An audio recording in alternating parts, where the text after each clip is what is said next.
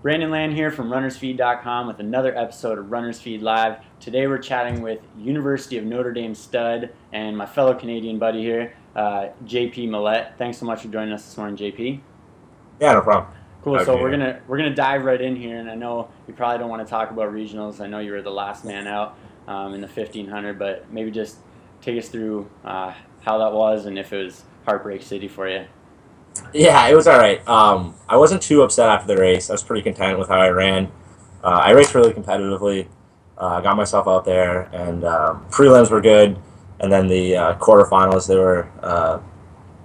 were fine. But I ended up being that eighth guy in my heat, and then our heat was a little more a little more deep than the other heat. So I ended up being 13th overall and top 12 going to nationals. I wasn't too upset. Yeah, as long as you leave it all out there, I guess you got to be happy. Yeah, yeah. It seemed like you had a pretty good year this year, so maybe take us through what it was like during this year's campaign, maybe from cross to now.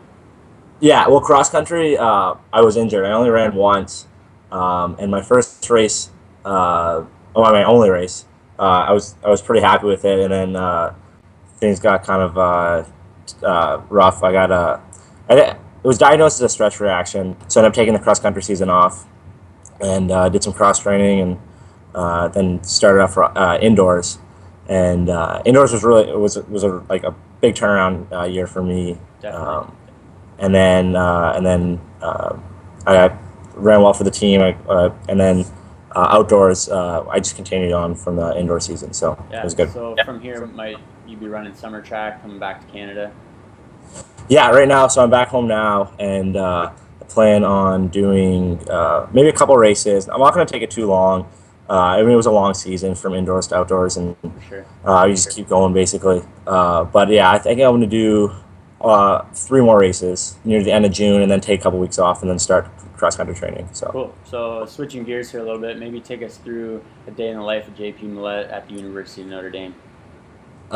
so I mean, there's definitely different JP from home or back at school.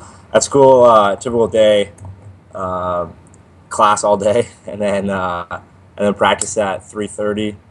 And practice usually usually get out of practice from 3:30 to we get out at like 6:30, and then dinner, and then we usually spend a pretty good time at the dining hall with the team, and then I guess it's just into the books. So, but the summer JP, I'm a little more relaxed, so I don't have to do nearly as much. No school, so Yeah. which is nice. Last but not least, you did pretty well in terms of making the transition from high school to college. So maybe if you give us a little tip for our high school viewers here on how to make that transition as smooth as Yeah, well, possible. I mean, I definitely didn't make it very well. Like, I definitely struggled with it. So, the biggest advice would be to just to stick with it, continue to be tough, and I had a really tough time going from my freshman year at University of Notre Dame. I had a really tough year. I was running.